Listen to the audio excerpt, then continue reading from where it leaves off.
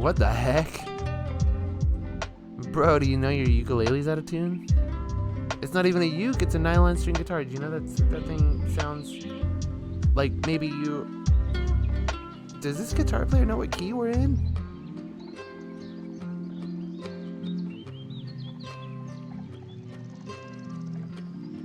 I feel like maybe this guitar player doesn't know what key we're in. This is fine. This is actually okay. These are fairly decent little accentuating notes, but my goodness, what was that?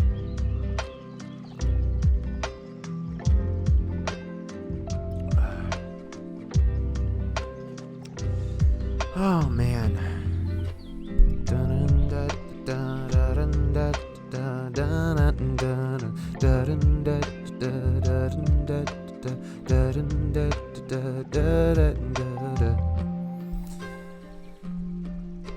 All right, let's see.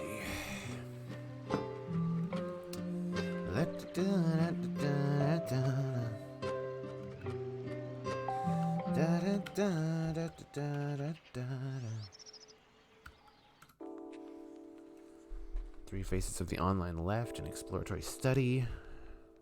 Entering the quagmire of online leftism. Oh my god, this is hashtag relatable content.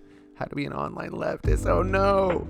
Tell me this is, okay, American Dreaming, this has to be like satire, right? Learning how to identify and differentiate the good people from the bad? What the fuck? Who the fuck?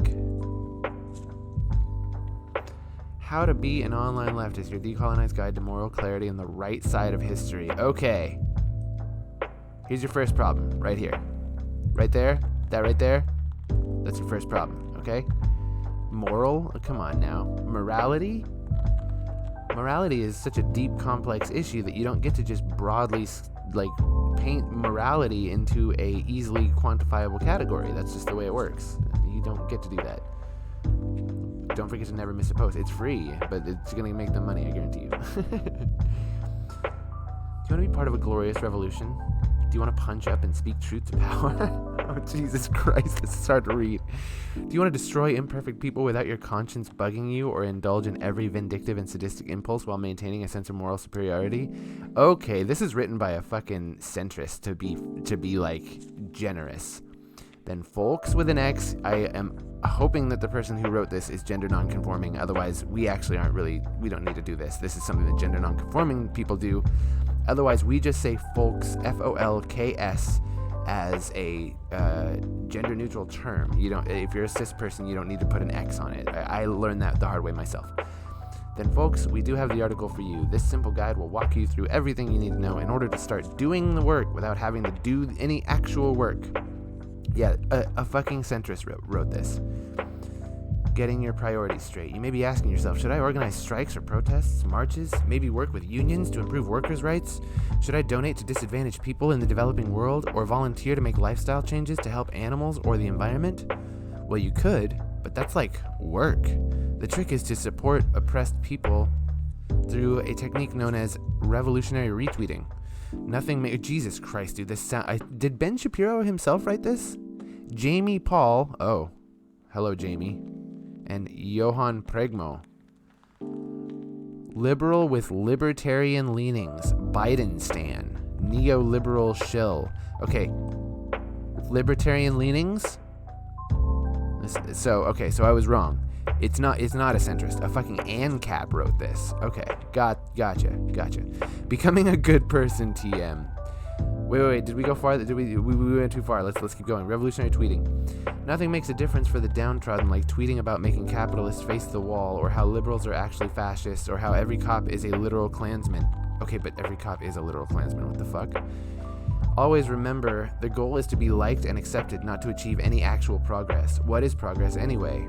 Your Twitter account growing is definitely definitely progress of a kind. So I just wanna, just real quick. Let's just. You guys ever seen one of these? Do you know what these are? Have you ever seen this image? It's pretty interesting. This is the origin of the American police state. Oh, this is a different picture now. Oh, there it is. This is the one I like a lot because they put a lot of work into it. You can tell they really had a lot of people work on the print to mint this thing back in 1858. And yeah, if you didn't know, this is how police started. It was slave catchers, and then the slave catchers needed a specific title, and so they were called plantation police. Georgetown County, South Carolina, Runaway Slave Patrol. So that's just to give a quick answer to the weird argument that every cop is a literal Klansman is some kind of satire. It's not a satire. They came from the fucking Klan. What the fuck are you talking about? What is progress anyway? Your Twitter account is growing. Oh, actually, you know what? Let's just go into all this shit. How liberals are actually fascists. All right, let's go ahead and do it, shall we? Let's fucking do it to them. You know what I'm saying? I don't see why not. We're gonna watch a second thought video, folks. I hope you're ready. Liberalism. Oh. Bum, bum, bum, bum, bum. I'm gonna pause this for a second. Let's talk about liberalism, shall we? Your work can feel much smoother with Monday.com. By the way, feel free to hop into chat if you want to. This smooth. This episode is made possible by Audible.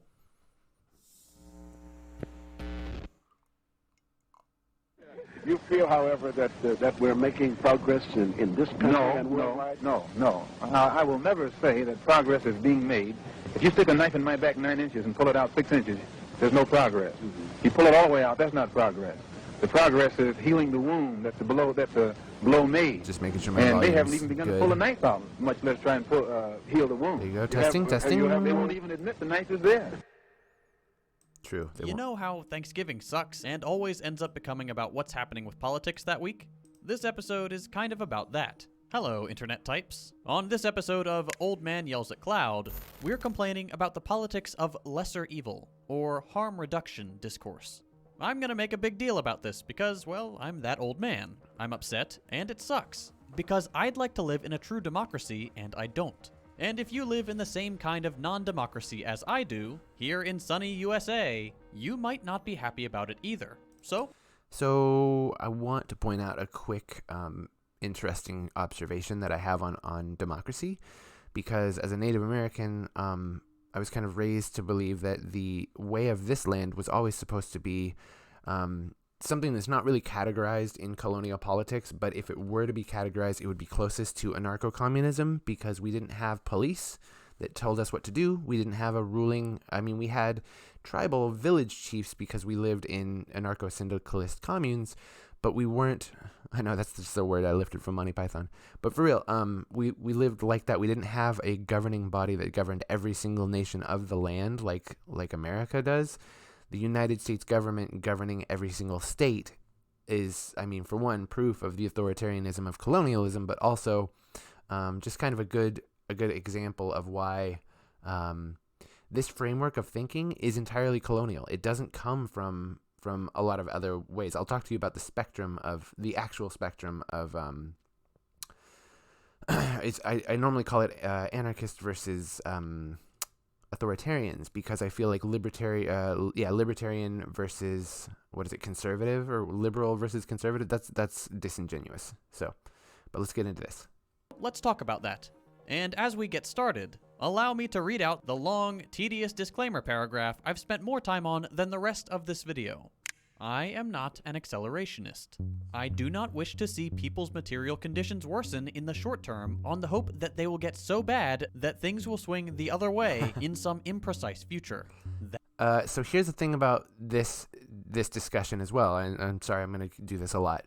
So the argument about people being accelerationists is that oftentimes when someone gets to a point where they start exhibiting basically like nihilism, which is a really common reaction to basically feeling overwhelmed with all these issues that we're dealing with. Like when you're feeling so overwhelmed with all these issues that we're dealing with that you feel like there's no way that you're going to solve them from right here where we are. A lot of people feel like we just need to make things worse. We need to make it as bad as possible. A really good example of this was when Donald Trump was running for re-election against Joe Biden. there were actually a lot of leftists who believe, not a lot, but there were some leftists who believed that like we should vote Donald Trump in and make the country as bad as possible, not because we think that's good, not because we want fascism in our fucking White House, but just because if we make it as bad as possible, then finally everyone will have to see how bad it is, not just leftists, because currently only marginalized communities are the ones really seeing the brunt of how bad colonialism has been to us. So the idea of accelerationism is oftentimes people like, well, if we make it bad enough that like cishet white folks have to see it, then it will somehow be, it'll somehow change itself. I don't know that I necessarily agree with that, but also one thing that I do think is that this mentality, I believe, comes from a lot of things. One of the things is the way that we've been conditioned to accept certain things that are just unacceptable, like climate change and the destruction of our planet. That's a really big one.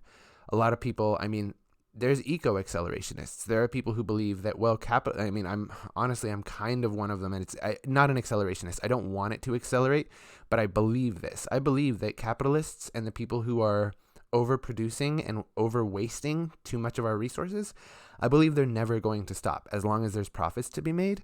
So I think that in that way, like my thoughts on ecology are kind of accelerationist in that way too, is that the planet has to be damaged to the point that it fights back so hard that like hurricanes are literally destroying factories. The planet has to destroy the factories because humans are just too fucking greedy.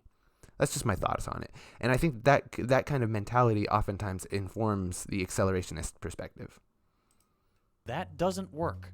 I am also not policing what you choose to do. Vote blue or don't vote blue. If you live anywhere here, it probably doesn't even matter. And no matter where you live, it'll usually only matter a tiny bit. Just enough to make it worth getting it over with and voting. But probably not much more. Not for nothing, voting sucks because the blue team sucks. I know that. I know, as you can see from this video about the ratchet effect I made a couple months ago, that voting for the lesser evil doesn't do anything for progress, and that our politics move further right over time thanks to the increasing power of corporate interest since the takeover of neoliberalism in the 80s. That sucks too. I also know that letting presidents go from far-right, fascist, proto-fascist, whatever, to the same guy but worse 4 years later, and at whatever pace they dictate, is bad too. Worse even. I am well aware of all that. And not always worse. This is the thing that you'll see, and he's going to discuss this, I'm sure, about liberalism and how... Actually, we'll just let him say it, because I'm about to go on a whole rant about how liberalism is it's not the opposing force, it's the balancing force for fascism. Liberalism acts as the thing that lulls the masses. So as Donald Trump just implemented a lot of policies to push our nation farther to the right, and everyone got really upset about that because it's really harmful, the liberal came in to assure us all that it's going to be okay, even though he's not actually taking the biggest steps to reverse the policies, if that makes sense. But we're about to get into all of that, so let's just keep going. I'm trying not to get too wordy. I don't have any viewers yet, so yeah, feel free to stop in. I'm just going to change the stream title right now to Video Essays and Theory. I'm not gonna try to deny any of these claims in this video. Stopping some form of far-right politics with regular right-wing politics doesn't make anybody happy except those on the right. Yup. But just because I know that fact doesn't mean I won't do it when I think there's an option. That's but true. I hate that I have to say this, and I hate that even though I despise this guy and his buddies, I just spent like 45 seconds sort of defending him and I'm also going to go ahead and just say right now, currently, the last time that I voted in a United States presidential election was for Joe Biden, and it was because I personally was terrified of the world that we were moving towards with Donald Trump as our president.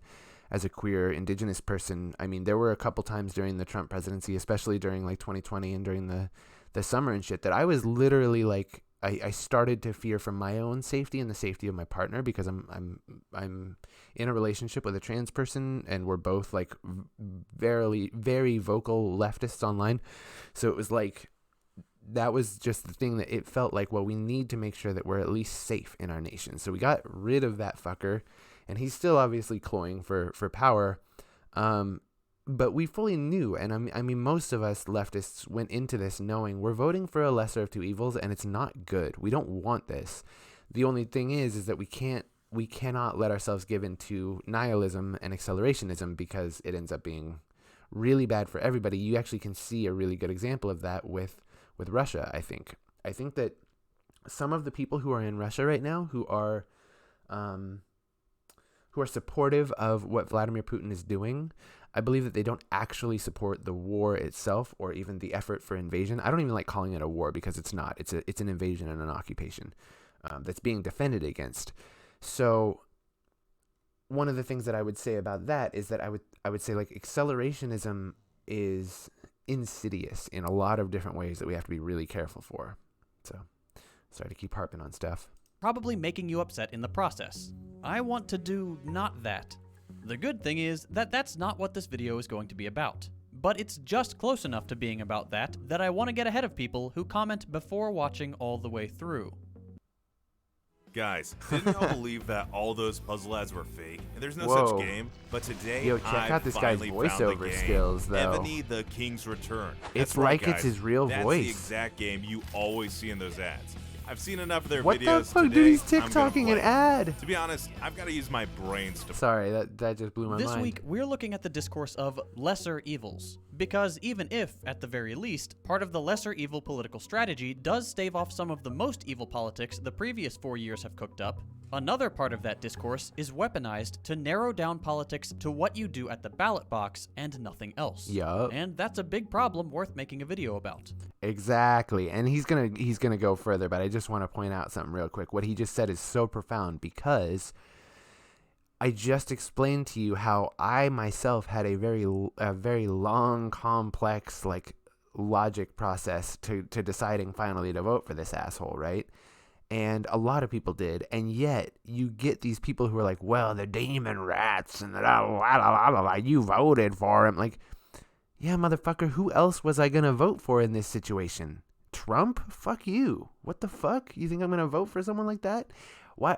I barely could fucking stomach voting for someone like this. But it's complex. It's not just a thing where it's like, oh, well, what you vote is who you are. You get one vote and that's it. He's trying to explain that this is very complex, and a lot of us have a lot of very complex feelings about the issues. And to be honest, the political parties, the two that run most of the shit, the Democrats and the Republicans, they don't represent the interests of a majority of the country anymore. They represent their own interests, and the rest of the country is then free to support them if they want. If we don't support them, I have a feeling they're still going to do the bullshit they're doing. I guarantee, we've had the thought, what if nobody voted? What if we just all said, no, we're not going to fucking support this shit anymore? I guarantee you I know what would happen. They've already amassed enough power with their military that they would just decide to dictate what happened next. It wouldn't be up to us. Our lack of consent is consent to them because we live in colonialism. Because if you're just a normal person who considers themselves a liberal, and you've used this sort of rhetoric before, I truly, genuinely believe you have good intentions. This video is hopefully just going to point out the ways in which those intentions don't always match up with the consequences. Either because politicians will take advantage of your good intentions for stuff you disagree with, or because you'll spend so much effort on the elections that everything else kind of disappears between electoral cycles. Okay, disclaimer over. Back to having fun. Fart noise. Great. Now we're having So fun again. Take my internet hand. Don't Super worry fun. about how it feels. I have a condition. And let's talk about this. First, we should go over how much the lesser evil stuff works out to be in the end by giving a little account of the Biden presidency so far. Consider this when you spend so much effort on the presidential election. Because Needs to be noted that this was uploaded. It should say somewhere, right? Doesn't it say? Isn't there an upload date somewhere on here? Where's the upload date? I swear these things normally have an upload date. Am I tripping? Oh well. Either way, I'm just pointing out this is just what's happened to the point that he started editing this video. This is not actually. There's much more after this. despite Biden running on, quote, the most progressive Democratic agenda America has ever seen, his policies amount to little more than taking one step forward after the Trump presidency took 2 steps back. By the way, how's that defunding the police and demilitarizing the police thing happening? Oh, wait, they're still killing people. All right, well, that's okay. I'm sure he's going to forgive student debt. Oh, wait, no, it almost hasn't changed at all. There's just a couple more little programs that some people can get into to get their student debt forgiven. But even then, it's not really forgiven. It's just kind of like reduced. Good job, guys. We did it. On the plus side, Biden has canceled plans for the Keystone Pipeline, has reversed Trump-era policies on methane emissions, has overturned the It should be noted that he canceled plans for the Keystone Pipeline and then immediately found another route through some other sovereign native soil. Not him, but he, the oil companies, and then he just kind of signed off on it. So this is all still just Band-Aids over bullet wounds. Muslim ban, freed up resources to deal with the 2017 hurricane that hit Puerto Rico, passed a child tax credit to reduce child poverty, extended the pause on student loan repayment, and resumed a pause on federal executions. Those are the handful of things that Biden has done that most on the left consider fine-ish. Hold on a second.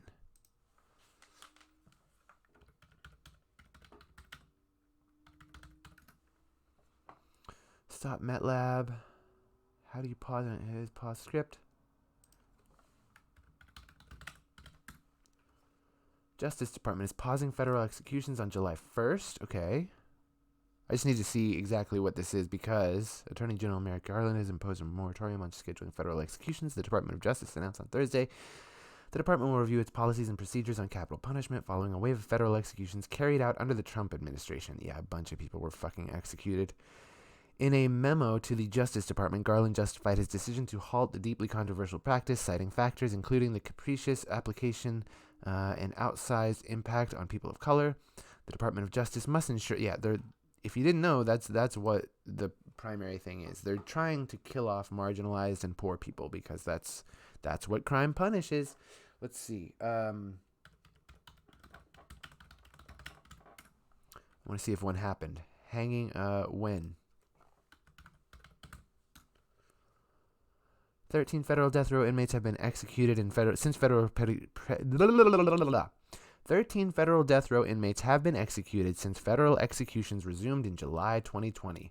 The last and most recent federal execution was Dustin Higgs, who was executed January 16th, 2021. Literally after the January 6th insurrection.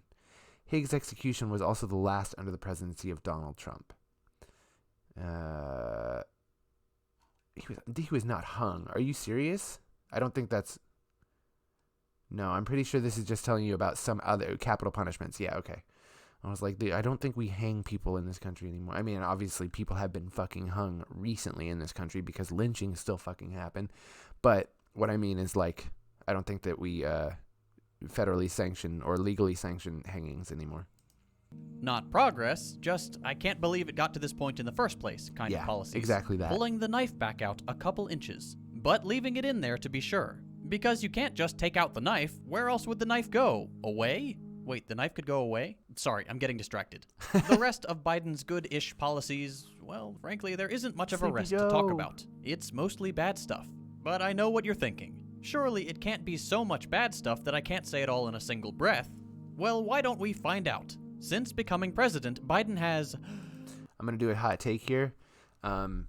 Even as like a leftist who doesn't like Joe Biden, all the Sleepy Joe, Let's Go Brandon shit is super fucking cringe, you guys. Just make fun of the man for his own actual folly. You don't have to fucking make dumb little like nicknames and catchphrases that get around. Like if you want to say fuck Joe Biden, just say fuck Joe Biden. Goddamn.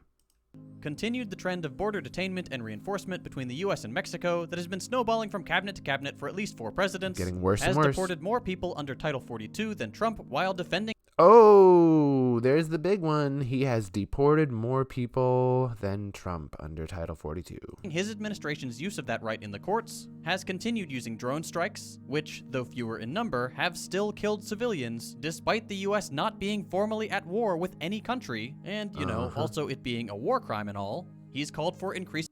Yeah, I like how he just kind of, like, goddamn, dude. Second Thought is so good at giving you enough tidbits to think about, but also barraging you so quickly that you're not gonna like you're gonna absorb it, but you're not gonna like have time to dwell. So I'm gonna dwell. Let's dwell for a second.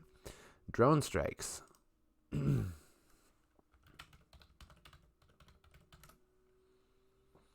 Death by drone.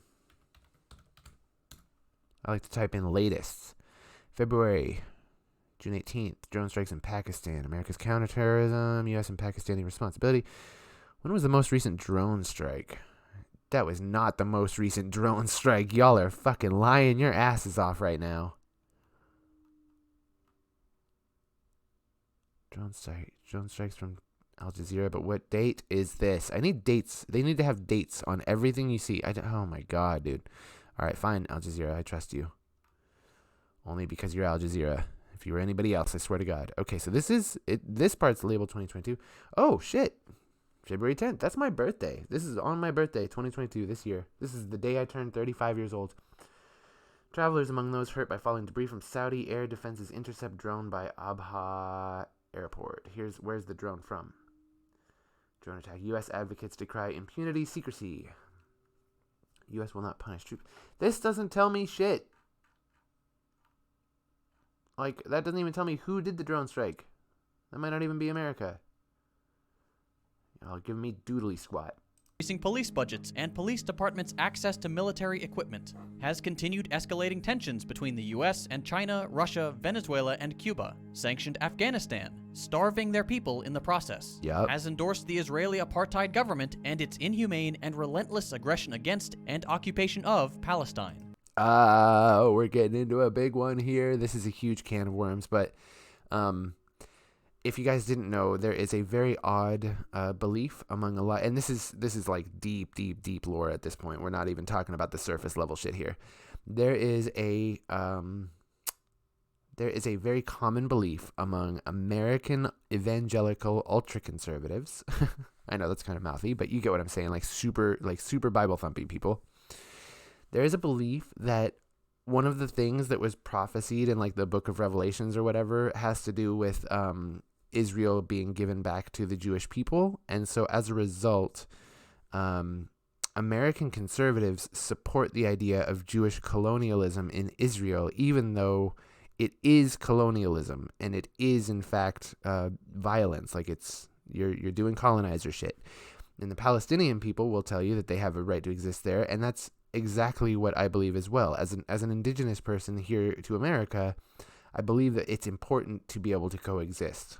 You know what I mean? It would be unrealistic for me to continue the childish thing that I thought when I was a little kid, which is like, I wish we could just have our land back and it would go back to the way it was. That's not possible. That just doesn't happen. So instead of doing that, it's really important for us to learn how to coexist. And the Israeli occupation of Palestine is a really good example of that not happening, because essentially it would seem that Israeli nationalists, and it's important to say that because a lot of times you're going to hear people try and make this about the religion that is most prevalent in Israel, and yet that's not the issue, because many people of that religion don't support Israeli colonialism, and many people of that religion basically are speaking out verbally against it. So you can't necessarily say that this is just one, like one broad religious ideology. This is an Israeli colonialism issue in Palestine. Anyway, thanks for tuning in for my fucking TED Talk. Has continued supplying the Saudis with arms used in Yemen, one of, if not the greatest humanitarian crisis in our lifetime. He's increased the military budget, tried abusing executive powers and seizing reporters' records before backing down once his plan was exposed. That needs to be exposed, because here's the thing. If you guys don't know, I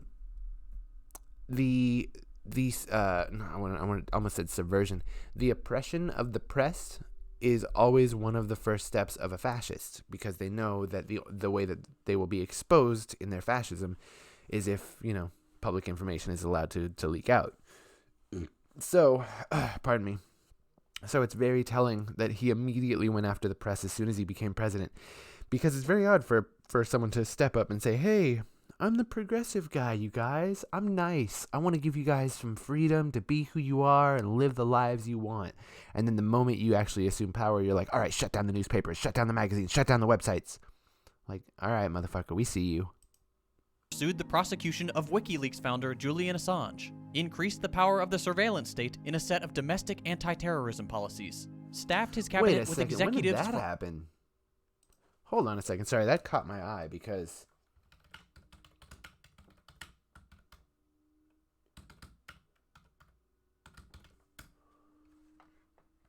Assange's fiance urges Biden to free. Joe Biden's persecution of Julian Assange. Not only did Trump refuse to pardon him, Biden is now continuing to try to extradite him. But what of press freedom?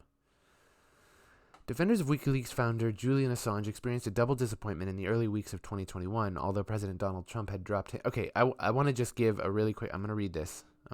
Actually, let's just read this first, and then I'll give you my little synopsis. Although President Donald Trump had dropped hints that he might pardon Assange, along with Edward Snowden and other whistleblowers who had exposed misconduct on the part of U.S. national security agencies, he ultimately failed to do so. Then Joe Biden's new administration stated that it intended to continue efforts to extradite Assange from Britain and compel him to stand trial in the United States for espionage. If Biden's Justice Department does successfully prosecute Assange, the precedent would pose a serious threat to freedom of the press. Since the 1971 U.S. Supreme Court ruling in the Pentagon Papers case, a succession of principles... Let me get some fucking lo-fi going if I'm going to read this shit. Sorry. Is that too loud? Let me know. Hopefully it's good. Oh, that is kind of loud. Hold on. I want the bass to go right there. Nice. That works. Okay. Where were we at?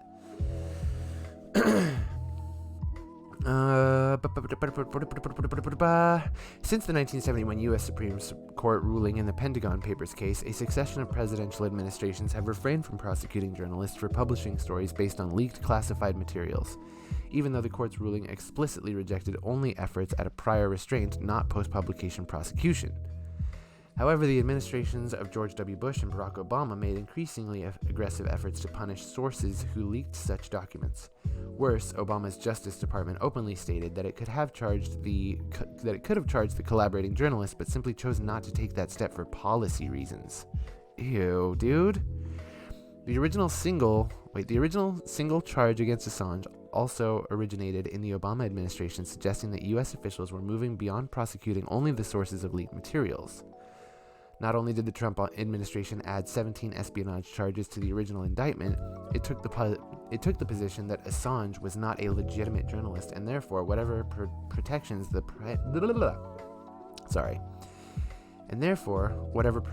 Pentagon Papers precedent might afford did not apply in his case.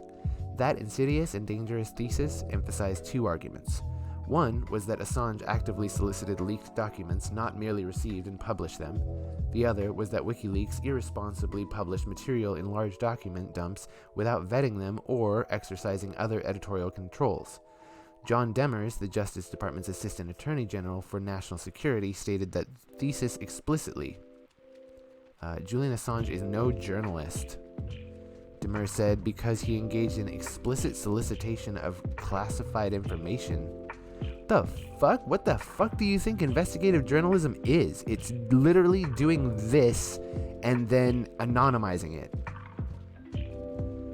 Unfortunately, several prominent establishment publications largely embrace the government's rationale, a Washington Post editorial argued. Mr. Assange is not a free press hero. Yes, WikiLeaks acquired published secret government documents, many of them newsworthy, as shown by their subsequent use in newspaper articles, including the Post.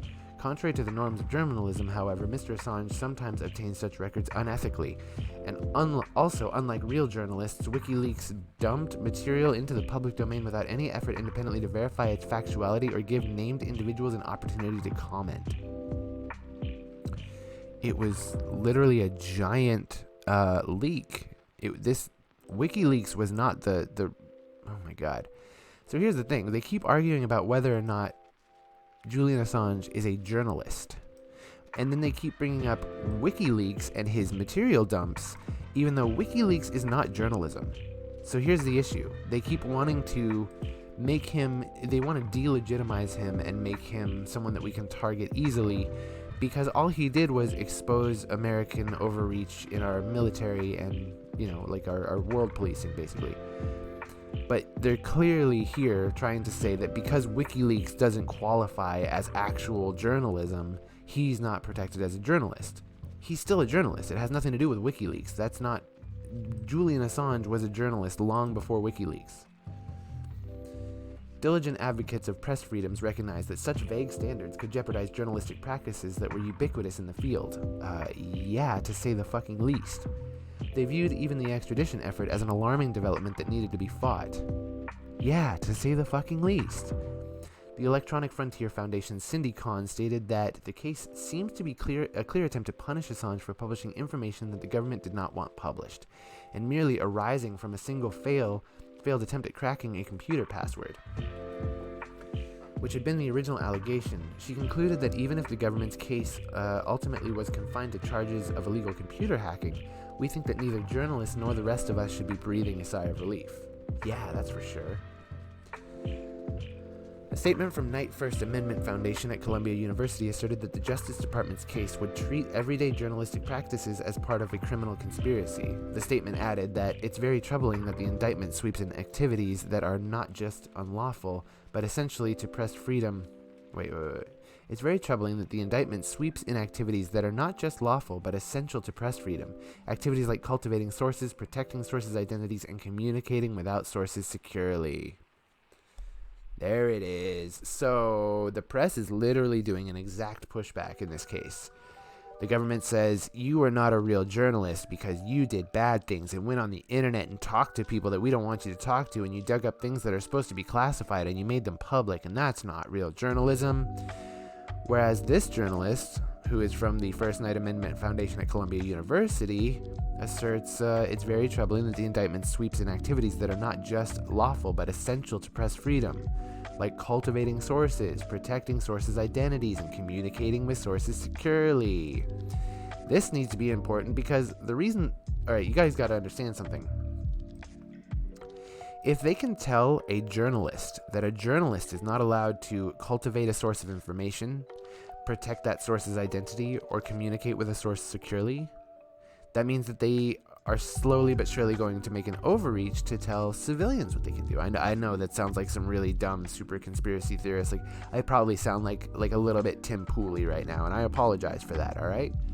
But honestly, we do need to be aware of this, because telling the press who they can and can't talk to in the guise of like, well, you're a press person, so this is supposed to be your job, that's the first step to telling like regular civilians who they can and can't talk to. Because press people are literally like regular civilians with a slightly, like, infinitesimally more influential job. Also, it's very telling that they tell journalists who don't have a lot of money who they can and can't talk to, but when it comes to high-level influencers, there's no limit on who you can talk to or what you want to do or who you can platform. Joe Rogan is a great example of that. And the reason behind that is pretty obvious, because you have money, so you pay more taxes to support the state. You pay more taxes to support the folks who are making this kind of bullshit that don't want their shit exposed. Trevor Timm, founder of the Press Foundation, told the London court that if the United States successfully prosecuted Assange, it would criminalize every reporter who received a secret document, whether they asked for it or not. That's a good point. Like, if I sent you something that was then discovered to be classified U.S. government information, anybody could just be like, oh, well, this is the next Julian Assange right here, get him. If I can book him, Dano. The U.S. indictments suggest that Assange alone was encouraging people to illegally disclose classified information by publishing a list of most wanted leaks, but that was simply not correct, Tim said in a written statement. He added that if journalists could be charged with conspiring with sources to obtain newsworthy information for publication, that precedent would fundamentally alter public discourse. The Justice Department's rationale essentially would give a carte blanche to those in power to prosecute whomever they want, whenever they want, even foreigners living halfway around the world. Yep. Like, imagine if you were living in France and you wrote an article where you were like, I think Joe Biden might not be good for indigenous water rights. And then all of a sudden, like 3 days later, American authorities are knocking on your door telling you need to come to America to answer for the shit that you said in a publication. That's what they're talking about. They're talking about this being a slippery slope to something like that, where, okay, there are plenty, by the way, there are plenty of nations that don't have freedom of speech or freedom of press. So that's one of the things that we need to establish is, like, America touts itself as this place where we have media freedom, but when you think about it, telling not only our own people but other people what they can and can't say about us is the exact opposite of that. It's closer to something like North Korea, where there is no freedom of speech. I know I did the thing. I did the North Korea thing, but just putting it out there. Like there are places where there is no freedom of speech, and so to tout freedom of speech while also adopting things that policies that very clearly resemble other nations where there is no freedom of speech, it's just very telling. Let's see. A statement from Amnesty International was especially blunt. This hearing is the latest worrying salvo in a full-scale assault on the right to the freedom of expression. If Julian Assange is prosecuted, it could have a chilling effect on media freedom, leading publishers and journalists to self-censor in fear of retaliation, said Amnesty International's Europe director Nils Muiznieks. If Julian Assange is extradited, it will have far-reaching human rights implications, setting a chill precedent for the protection of those who publish classified information in the public interest. Assange's defenders around the world reacted with a sense of relief to the decision of the British court in January 2021 to deny the U.S. extradition request. But the court's reasoning for the decision was a cause for disquiet, not relief. The ruling relied heavily on concerns about Assange's fragile physical and mental health, and how alleged deficiencies in America's prison system would further endanger his health. Can confirm, been in America's prison systems for half a decade, can confirm it will be horrible for your health. You will not be fed enough. You will not have adequate access to a lot of amenities that a human being needs to live. They will do the bare minimum for you to try and not get themselves snagged up on a liability. But in a U.S. prison, you are dehumanized because of your previous decisions. The court did not reject the U.S. government's arguments about the key points of law involved in the prospective prosecution of Assange for espionage. In other words, the extradition decision fell far, far short of being a vindication of press freedoms. Indeed, it was profoundly disappointing in that respect, and U.S. prosecutors boasted that they had prevailed on every major substantive legal contention. They also stressed their determination to continue the quest for extradition if a way could be found to meet some of the objections the British court had listed. So they're still going after him, if you guys didn't know. We're almost done. Subsequently, the Biden administration announced that it would appeal the extradition ruling and continue Washington's attempts to bring Assange back to the United States for trial. In doing so, the new administration implicitly adopted the Trump Justice Department's rationale that Assange was not a legitimate journalist and was instead guilty of espionage. It's extremely dangerous to the health of journalism and the First Amendment to allow the government to decide who warrants the legitimate label. Critics frequently accuse Donald Trump of waging war on a free press, even though most of his actions consisted merely of rude rhetorical outbursts. That type of petty conduct did not constitute a credible threat to free press freedoms. Prosecuting Julian Assange or other maverick journalists for publicly leaked classified information, however, created a very real and alarming threat. Unfortunately, the Biden administration has decided to emulate its predecessor's worst initiative and continue that menacing campaign. Well written. Ted Glenn Carpenter. Well written, man. On top of this, I want to point something out too. He says here that, where is it? Something about how he basically says that like the government has oftentimes, critics frequently accuse Donald Trump of waging war on a free press, even though most of his actions consisted of merely rude rhetorical outbursts. I just want to remind you guys of something because this is very important. If you remember this, a controversy where President of the United States Donald Trump threatened to shut down all U.S. operations of the social media platform TikTok because he viewed the app as a national security threat. In January 2019, an investigation by the American think tank Peterson Institute for International Economics described TikTok as a Hawaii-sized problem. Hold on, wait a second. Let's see. Peterson Institute for International Economics. Let's just find out exactly who the fuck said this about TikTok. The Peterson Institute for International Economics, previously known as the Institute for International Economics, is an American think tank, of course it is, based in Washington, D.C. Sorry, I can't speak today. Manic. It was founded by C. Fred Bergston in 1981 and is currently led by Adam S. Posen. The Institute conducts research, provides policy recommendations, and publishes books and articles on a wide range of topics related to U.S. economy and international economics. According to the 2015 Global Go-To Think Tank Index report, Jesus Christ, say that fucking 5 times fast, PIE was number 20 in the top think tanks worldwide and number 13 in the top think tanks in the United States. What the fuck is a think tank? I don't get that shit. I mean, I know it's just a group of minds that get together and like, think, but come on now. Where the fuck is my chat? Is not up on there. Okay, there we go. Got chat. The institute was founded by C. Fred Bergson in 1981 in response to a proposal from the German Marshall Fund. The president of DMF, Frank Loy, as well as the president of the Council on Foreign Relations, Leslie Gelb, asked Bergson to create a research institution focused on assessing the growing importance of the international economy in light of recent geopolitical events. During the 1970s, President Richard Nixon ended the link to the gold standard. The first oil shock occurred in 1973, and the first G5 summit convened. As a result, the new PIIE sought to conduct policy-oriented research on international economic issues by bringing together experts, academics, and policymakers. Alright, so it sounds like the Peterson Institute for International Economics is a think tank of ultra-capitalists, basically, who were hired by ultra-capitalists to protect capitalism. If I'm not mistaken. Am I reading that right?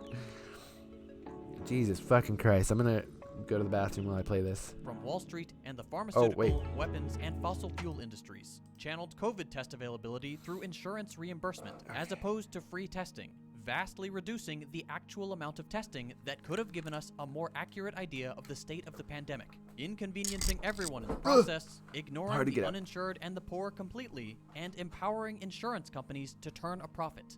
He has taken a passive role in intellectual property waivers for vaccines after declaring that to be one of his administration's key goals, specifically so he could protect the economic interests of American manufacturers, and therefore slowing down the resolution of the pandemic and allowing human casualties and serious infections to continue at their present rate, and also increasing the chance of new variants. He's quietly stripped away protections from endangered species, approved a record number of oil drilling permits, upheld the construction of the Line 3 pipeline, and of course is constantly pressing for compromise with Republicans to thin out ambitious proposals and whining on the sidelines when Manchin or Sinema block a vote instead of using his role as president of the country to apply maximum pressure on their vote. Whew, one breath. See, I told you it wasn't that bad. I definitely didn't edit out all the dozens of breaths I had to take to get through that massive list. And that's just what's happened while he's been president. The pre-campaign dissections on Biden's decades-long bad record with civil rights, imprisonment, social welfare, sexual assault, war, segregation, and everything else aren't even mentioned here. What a good guy. The point is that when we say the lesser of two evils, we are still contending with this much evil, and it's important to know that. As always, sources for this video are in the description. Feel free to fact-check any of these claims. Now, faced with this kind of depressing account, you might want to find comfort in local elections, where it feels like your vote actually counts for something and your values of equality, justice, and the basic safety and decent life of all people are guaranteed. But there too, in states and cities where Democrats act as a one-party state, their political decisions continue to hurt everyday people in the same way they do at the national level. Like a newly renovated wall in an elevator shaft, you're getting screwed at every level. From an advanced militarized police state in New York City, to a regressive local and state tax rate in deep blue Washington, where the poorest 20% pay over 5 times more in taxes relative to the top 1%, the Democratic record doesn't improve simply by lowering the scale to local politics. It's also, of course, in blue states where affordable housing is hardest to find. Education is most sharply divided between the rich and the poor, and inequality is rising fastest, to name just a few issues. Students with ADHD save 10 hours studying with this Chrome extension. But no, by all means, go ahead, skip the ad, save a few seconds. I have to do a lot of reading for my job, emails, reports, write-ups, but sometimes reading can get really, really tiring. To stay focused, I use a free Chrome extension called Speechify. All I do is highlight the text, right-click, and then Speechify reads it out to me. SEC data show $359 million of GameStop shares failed to deliver. I can increase the speed and can pick from a variety of really high-quality voices, which just makes it so much easier to focus. I can now listen twice as fast as I can read, and my eyes don't get strained, especially if I'm working late at night. And with one click, I can send whatever I'm reading to my phone so I can listen to it on the go. Use Speechify for free on Google Chrome, so you can spend less time reading and more time doing what you love.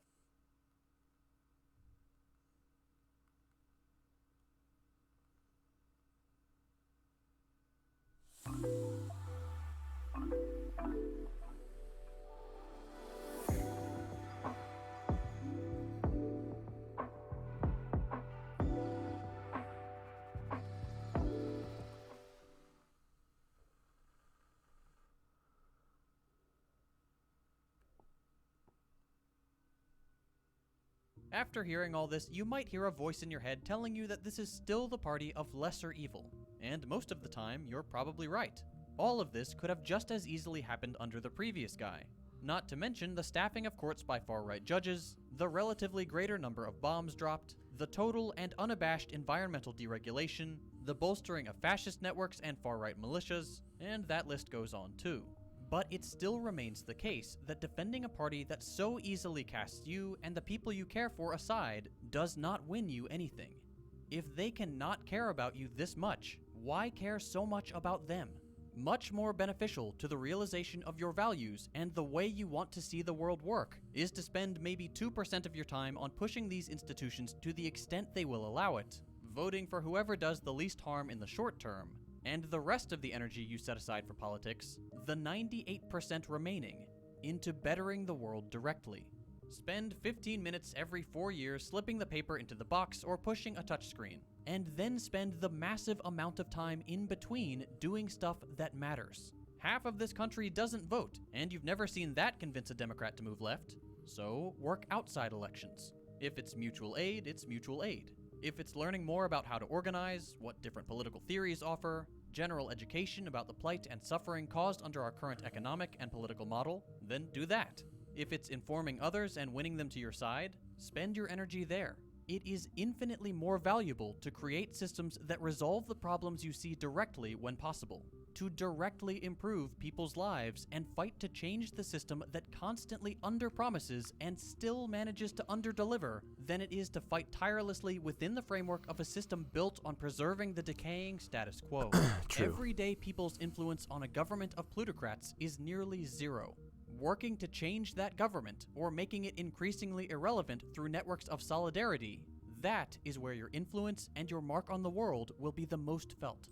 And this is a lot of what my video was about yesterday that I was talking about, that I'm still like bummed. I just got another message from the Hasanabi Discord that was like, this is a meme group. We don't care. Like, fuck your video. Like, all right, fine, dude. I'll just fuck off. I'll just fuck off and find somewhere else to share my video. It's fine. It's totally fine.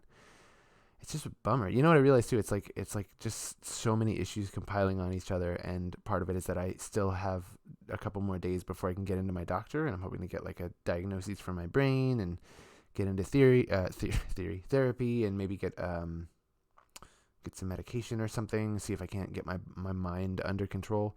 But it's really triggering to have people, like when you work really hard on something and have people who like are part of a progressive community that you've always felt like you belong in, tell you like, yeah, we don't fucking care. But the video, the part that I was mentioning is that in the video, one of the things that I mentioned is within live streaming, this is also a thing that's going on. We have to group together and decide what our policies for each other are going to be, so we can hold each other accountable in live streaming. Because if that doesn't happen, it's the exact same thing that he's talking about here. You know, what's going to happen is that like government agencies and corporate entities like Twitch and YouTube, they're going to come in and they're going to tell us what is and isn't acceptable. So this is what he's trying to warn us about, is that either we group together in solidarity to form a community that then has its own self-regulation, or we open the door for full-on authoritarianism, basically. So, I don't know. I understand that this isn't for everybody, that spending time on politics is exhausting and difficult and never feels like it amounts to much. The thing is that you're probably already doing it. There's a chance you will have spent a tremendous amount of energy fighting tooth and nail for the lesser evil and come out on the other side with only meager rewards for... Now, I want to point out, I did not fight tooth and nail for the lesser evil. I walked to the ballot box, which is like 3 blocks from my house, and I dropped a ballot in a box, and that was it. That's all I'm willing to do for this guy. But there are a lot of people that worked really hard for him, and also like for Bernie, that was a big one. I had a lot of friends who were going really hard for Bernie because honestly, Bernie is the closest. There's still the spectrum. There is still a spectrum from left to right, and Bernie is not on the far left of it. He's just a little farther left than most of the other people in the American government. So like, this was not a situation that I dealt with, but I have seen it play out.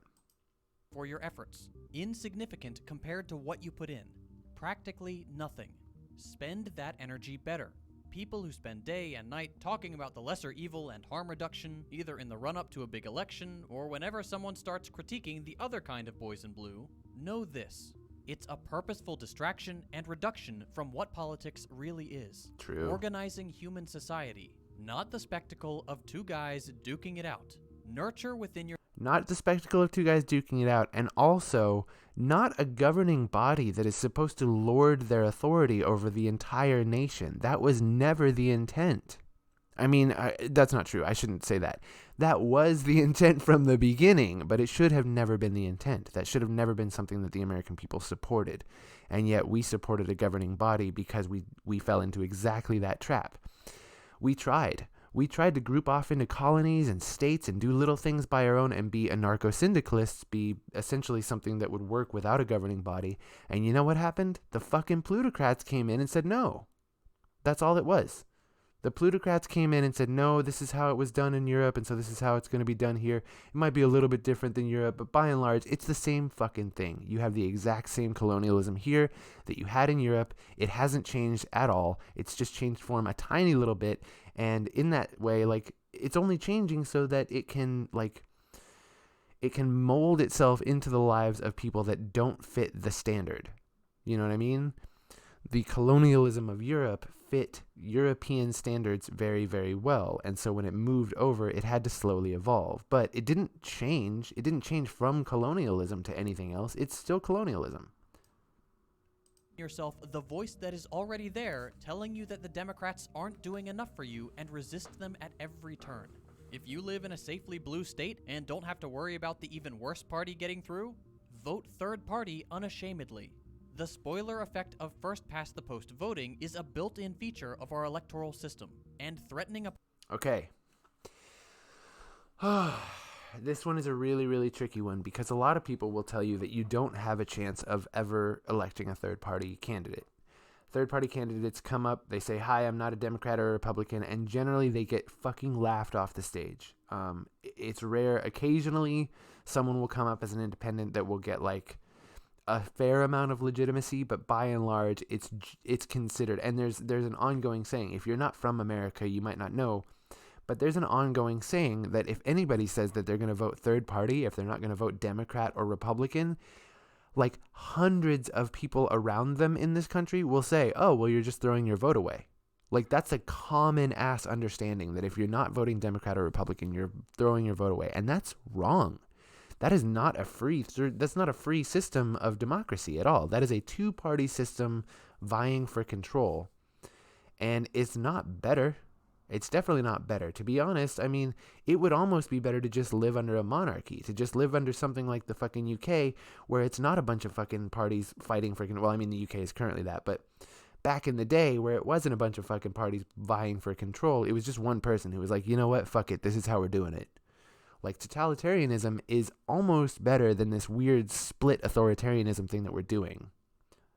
I say almost because, as I said, I'm not an accelerationist. I don't want totalitarianism. That's the fucking last thing I want. But whatever this is ain't fucking it, Chief.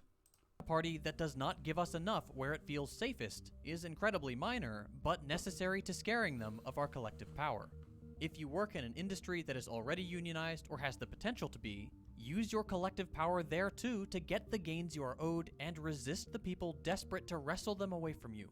By all means, pull the lever on the trolley, but then get off and start ripping apart the train tracks. I know that this is an idealistic narrative that's easy to cast aside, but really meditate on how much of your everyday life is poured into obsessing over what happens in a room full of old, wealthy people made almost completely unaccountable to you and me. And think about where that energy could go instead. Oh, Finally, man. y'all, I am in therapy. I've always heard people say that going to therapy was the best thing that they've ever done. And I'm like, how though? How did you find a therapist? How did you know you... I love this. Before I skip this ad, I just want to say that every human being on the face of the planet can benefit from working out their thoughts and emotions with another person. It doesn't matter. It's not, I'm not here to say everyone needs to get into therapy, but here's the deal. We all have complex thoughts bouncing around in our brains, and it's really important to share those thoughts and in a safe way, in a safe, healthy way that doesn't hurt anybody. That kind of shit's important. So if your thoughts are hurting you especially, that's the big thing. you have thoughts that may or may not be hurting you, and so oftentimes people want to take those thoughts and put them out into the world where they're going to hurt other people. And instead, it's important to take those thoughts and work through them and turn them into strengths. So that's my take on this advertisement here. Thanks for Real Therapy. I don't know if this is actually BetterHelp. I think is probably, from what I understand, they've had some issues with not paying their therapists well enough, a little bit of wishy-washy customer service, that kind of stuff. It's going to be really difficult to outsource something like therapy because it's such a personal thing. I've tried to go to a couple therapists. I had one therapist when I was a kid who I really, really identified with. And I think looking back at it, I realized it was because she was a progressive woman. And there was something about, because I was raised around all women, I'm just more comfortable speaking to women. And so I was really able to open up to her. Her name was Gail. She was amazing. Since then, many years went by. I did try to get to a second therapist as like a grown-ass adult. I think I was like 30 or 31. And I went to a therapist who was really, really nice, and wanted to get to the bottom of stuff, but I realized I just couldn't open up to him. I don't know if it's because he's a man. I don't know if it's because he's white and I'm indigenous, and that caused a little bit of issue. I don't really know what it was exactly. Part of me, like, I wanted to say it was just because he wasn't going hard enough, like he wasn't really asking the questions that were going to get me to open up, but that could also be another example of like having a therapist who's not a queer indigenous person like me, or not someone who I feel comfortable enough to open up to immediately, might also put them on edge. So if you're worried that your therapist isn't pushing you hard enough, it might be that you also make your therapist a little uncomfortable. And I don't mean to say that in a way that hurts anybody's feelings. I hope you guys understand doing emotional footwork is like a lot of work. And so you have to find a therapist who's really good for you. I'm going to stop doing this guy dirty and give him a better. Needed therapy. There you go. Look at that. Handsome too. I'm just going to put it out there. Like, if you guys need to talk about anything, you're welcome to drop into my chat. You're welcome to drop into my DMs or whatever. Also, please, do not hesitate to reach out to therapists, man. Getting help, getting counseling of any kind is almost always helpful. I will say there's definitely red flags. Go into therapy aware of the fact that a therapist is human, and sometimes you will encounter therapists who are straight up bad for you. It is really a thing. I know people who have had therapists that actually fucked them up a little bit. So instead of using that fear of like, oh, what if I get a therapist who I don't understand? Just be critical when you're going through your therapy. Understand that getting a therapist is exactly like hiring a very highly trusted employee, basically. You are hiring this person to take on your emotional footwork, to help you work through your emotional footwork and take on some of your emotional baggage. So they need to be ready and fit for the job. I would say always take at least a session or two to really get to know a therapist before you start really opening up. Just because, and I mean, that's kind of a hard thing to say because I know a lot of therapists really do want you to just start opening up as soon as you can. But yeah, I don't know why I'm going off on this thing about therapy. Probably because I myself have been struggling really hard to find a therapist. So this ad just opened up a fucking deluge of emotions. Let's get back to the video. Elections are not without their importance, but under a political and economic model where they will always stop short of actually representing our collective interests, they will never be what politics is really about. For one thing, it's because these systems weren't built with democracy in mind. The birth of the Republic happened at a very particular moment in history, when revolutionaries wanted to throw out the kings. Once they figured that out, they had a list of ideas about what they wanted to do with society, and they built their political and economic system accordingly, creating institutions that would deliver the changes they saw fit, not pristine displays of human democracy.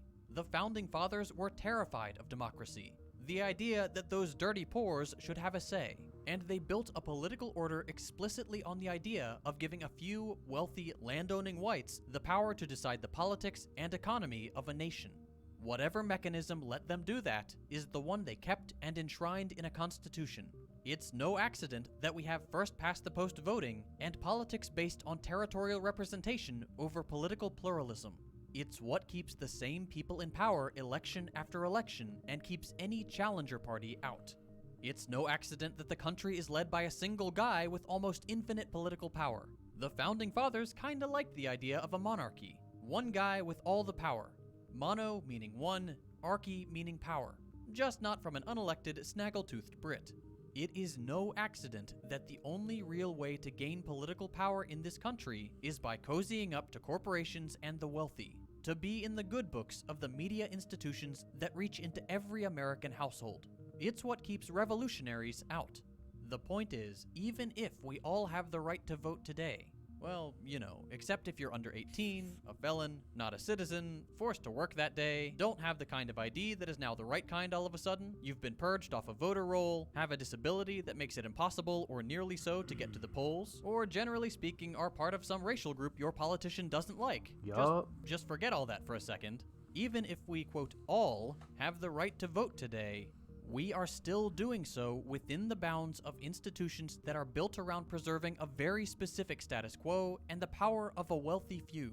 Yes, and that's, I mean, so one of the things that I've been trying to do, and I think that live streaming has actually helped me with this a lot, because when you live stream, you have to be aware of the fact that you're broadcasting to the entire internet. Like, anybody can tune in. Obviously, right now, nobody's tuning in to me, but, I mean, anybody could click in, and so I have to be aware of the fact that any person from any marginalized group, or any, even just a fucking status quo ass person, even the most like normie cishet white dude could walk in here, and I have to be aware of all of the perspectives, right? So what he's saying is really profound here, because it's just like with me. Like, if I didn't explain to you who I am and what was going on, you would probably hear my words or see something that I wrote and be like, oh yeah, this is just like probably like a cishet white lib who voted for Joe Biden and is just like all about, you know, Elizabeth Warren or something. You know what I mean? Like, it's easy to lump everyone into categories until you think about the fact, like, no, this was a very complex decision for me. It involved a lot of cognitive dissonance. I had to overcome a lot of trepidation in order to do that, because I'm a queer indigenous person, and that really does shape my entire perspective on the political landscape of our country. Because whether we want to admit it or not, this country is built primarily by slave labor on the graves of indigenous people, and like, that affects everything about our lives. As an indigenous person, I feel comfortable saying that. I'm not going to speak for other marginalized communities, but I can tell you, like, this affects every part of my life.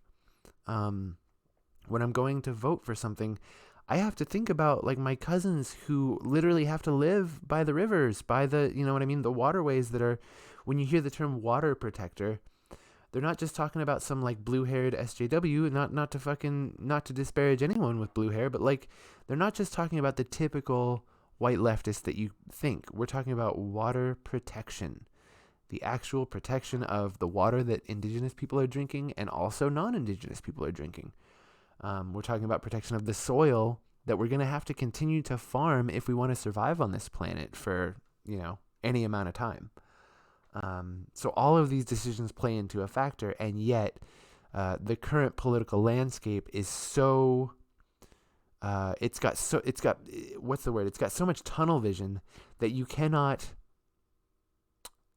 tell someone who you voted for without them immediately jumping to an assumption of a cookie cutter and being like, oh, cookie cutter Democrat. Like, no one is a cookie cutter. There is no such thing. We are a complex species of individuals that are also trying to form a singular hive mind. People complain that Congress doesn't do anything because, well, yeah, that's the point.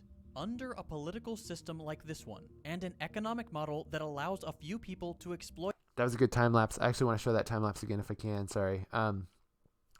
I really like this time lapse because it highlights exactly how useless they can be sometimes. While there are things that they've done that have been big, far-reaching things, most of those are policy decisions that are then enforced by police and, the policies of businesses and basically any kind of, utilities, public utilities. So this time lapse is perfect because it's like, yep, this is what they do. They walk around and they talk to each other. They wheel and deal. Oh, I'll give you this law if you give me that law. Oh, how about if we legalize this in this state, but then criminalize it in this state? That way we can tax it higher and make more money off of this state because in this state it's not getting enough and it's actually disproportionately affecting white people. So we need to do this. Like, this is the kind of shit that they're doing in here. They're not in here being like, okay, how are we going to make America a better place? They're in here wheeling and dealing the exact same way that a public defender and a district attorney will do.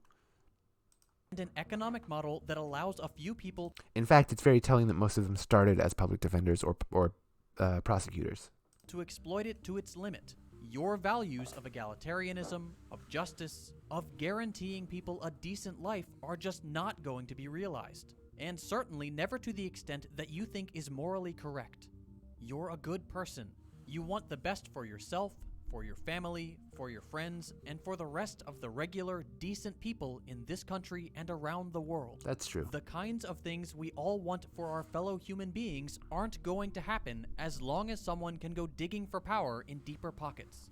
And as long as the capitalist neoliberal status quo remains in place, there will always be deeper pockets than yours and mine. Yup. I realized that for some of my audience, this video may have come across as fairly accusatory. I definitely don't intend to attack anyone's beliefs, but it is important that we all get on the same page about just how ineffective liberalism really is. Changing your perspective isn't something any of us can do overnight. It takes dedication, hard work, and deconstructing some of the erroneous beliefs we hold. To make that easier for people, I try my best to learn and understand as much as I can so that I can share it with others. And one way I like to do that is by listening to audiobooks. I travel a lot Nice. for work. So, alright, so he's going to do an audiobook read. I think he's about done with the video. help support me and my channel. Let's see. Get started by following the link I'm below just not trying to or do by ad texting reads second that thought to did 500 not pay me since I currently if am you enjoyed very this video, poor. consider dropping a like. If you hated it, a thumbs down. You can check out my previous episodes by clicking the links on your screen. There's a like for you. Yeah, I really liked that video. That was good. And he did a good job of dissecting a lot of the neoliberalism stuff. Let's see. What can I say about this other than that? Like, I do see what he means about how a lot of people seem to jump to the defense. As soon as you start talking about neoliberalism, a lot of people are quick to be like, And the reason, I think, is because for so long this country has been slanted towards the colonial right-wing aspect of white nationalism, and it's been so insidiously implanted in our nation's laws that like we're all indoctrinated. Everybody's indoctrinated. I myself am indoctrinated. I am a queer indigenous person who, while I was growing up, had to deprogram the racism and homophobia that was implanted in me by the nation I live in. You know what I mean? And as someone who's had to do that, I can say that pretty much anyone who's part of a marginalized community or who is not being represented by the interests of the American government has had to do that exact same thing. We've all had to go through these complex learning processes about the programming that is instilled within us that's causing cognitive dissonance, that's also causing us to oftentimes feel very self-discouraged, like it's almost like self-hating. Like there were times when I was growing up that I was just like, you're not good because everybody says that this is what good is and you're not this. Like you're not straight and you're not manly and you're not relaxed all the time. Like I've always had a bit of a manic streak. So it was just those things, anything that you do where you're out of the norm for traditional, you know, quote unquote American values or whatever the fuck that means. It's always going to end up being something that you're going to have to deprogram slowly in life. And it's rough. It's fucking hard. So anyway, thank you guys for tuning into this second thought video with me. I really like that. Let's get back into how to be an online leftist. Jesus fucking Christ. By the way, so if you're wondering where this came from, this is